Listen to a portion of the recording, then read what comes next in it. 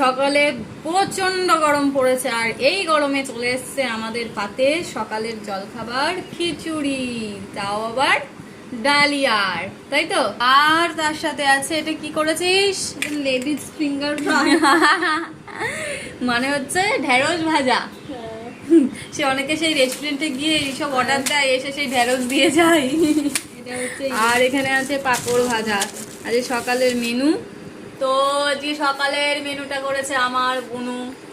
গরম একটু তাকাও গরমে, বাবা। দেখি ঘেমে গেছো নাকি কি এমন। আমি এখন বাথরুম থেকে গা ধুয়ে আসলাম, দেখি গরমে অস্বস্তি আর করছে। খেয়ে তোমার নে খেয়ে নে। চুলটার স্টাইলটা কিন্তু হেভি লাগছে, বামুনের টিক্কি।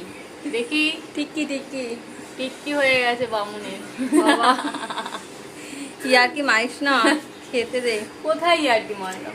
এত গরমের মধ্যে কষ্ট করে রান্না করলি, তাই তো দেখাচ্ছি। দারুণ হয়েছে। সবসময় ভাবে তো সবাই আমিই হয়তো কাজ করি, আমার বোনটা বসে বসে খায়।